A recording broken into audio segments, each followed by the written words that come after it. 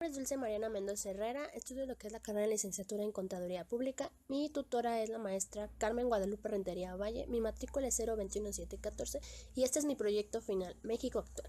A continuación voy a empezar a exponer un poco sobre este proyecto.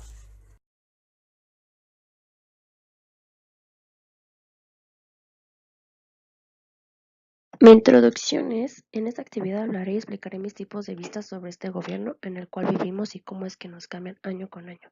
Aún así nos cambian de presidente cada 6 años, en realidad no se ve cambios de nada. A veces dicen que nos ayudan, pero en realidad esa ayuda nunca llega cuando uno lo necesita.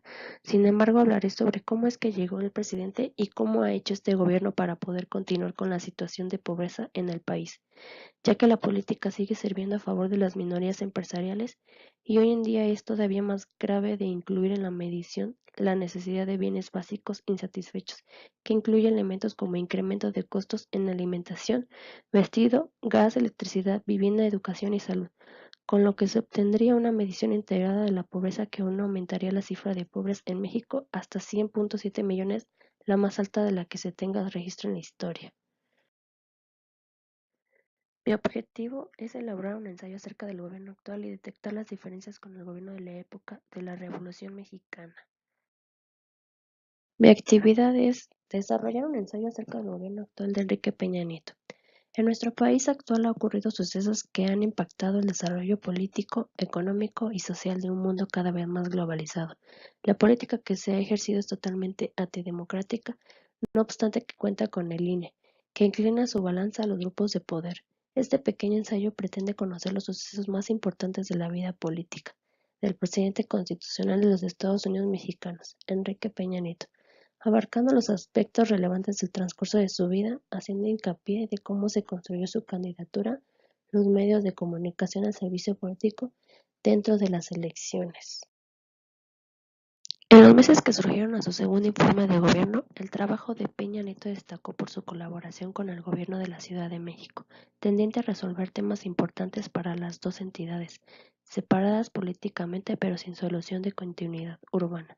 A lo largo de varias secciones de trabajo con Marcelo Ebrard, jefe de gobierno del Distrito Federal, acordaron una amplia agenda de trabajo que incluyó temas de seguridad, medio ambiente, empleo y transporte.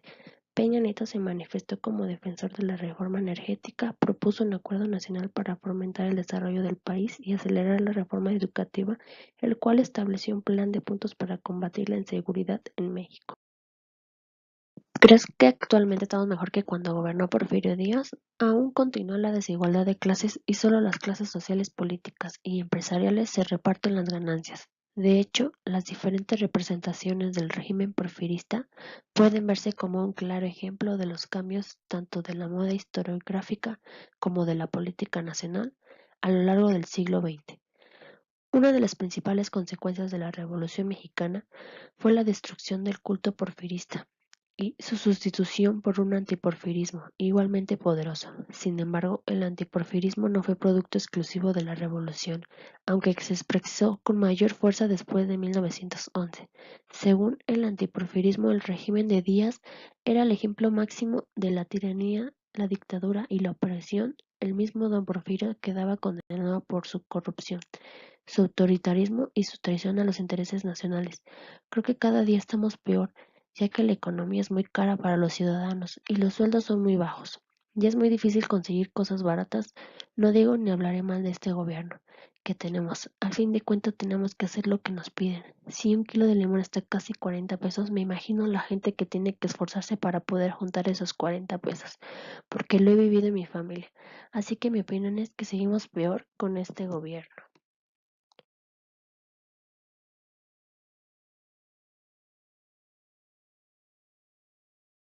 La economía del país es mejor ahora o antes. Puede ser que antes las cosas fueran más baratas, sin embargo en estos años para las cosas que se consumen están demasiadas caras. La opinión sobre la economía nacional es un asunto que no debe tomarse a la ligera, pues tiene serias implicaciones para la vida del país. desde modificar las conductas del consumo hasta definirse como uno de los pilares de la conducción desde el gobierno. La percepción sobre qué tan bien le va a nuestra economía afecta muchas decisiones, pero al mismo tiempo esta percepción se ve afectada por muchos otros factores que en ocasiones no tienen relación con el verdadero desempeño de la economía. ¿Qué cambiaría del gobierno actual y por qué? Mi opinión es que yo cambiaría este gobierno con conceptos claros. No daré una anécdota, pero sí explicaré mi opinión. Un ejemplo que daría será lo del sismo. ¿Cómo es posible que teniendo dinero este gobierno no quiera ayudar a las personas que necesitan un techo, comida, agua, cosas para vivir? Simplemente a ellos no les afecta porque se dan la gran vida en una playa. Mientras su gente se queda sin hogar, yo cambiaré este gobierno con una reforma que me diera la oportunidad de gastar esa millonada de dinero, y hablo así porque yo trabajo en gobierno, y simplemente es algo absurdo no poder ayudar a nuestros ciudadanos. Yo cambiaría muchas cosas, no robaría nada y haría justicia a quien de verdad se lo merezca. No por periodistas que quieren decir la verdad hasta los asesinan, y solo por hablar de la corrupción existente simplemente es mi opinión, y quise poner el ejemplo del sismo del 7 y el 19 de septiembre del 2017. ¿Qué estoy haciendo para mejorar este gobierno? Solo tener dignidad y decir las cosas como son. No me gusta cómo este gobierno le roba a las personas que necesitan mucho. Creo que trabajamos para darles la vida que ellos creen que se merecen.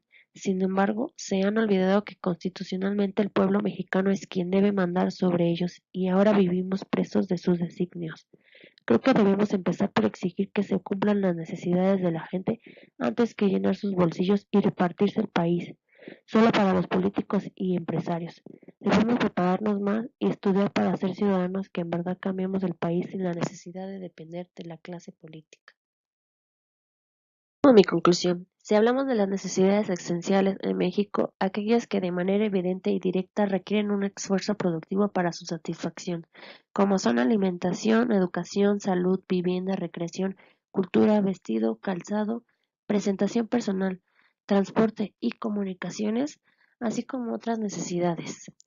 Nos vamos a dar cuenta que una gran parte de la población carece de alguna de ellas, y esto se debe principalmente a factores económicos, políticos, culturales y sociales, no sin mencionar otro factor aún más importante que es la corrupción.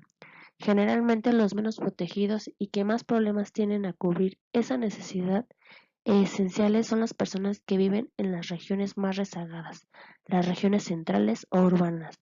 Son las que obtienen los mayores beneficios económicos aprovechándose de estas dificultades económicas de la población marginada. Se promueven con despensas, láminas, cemento, cobija, etc.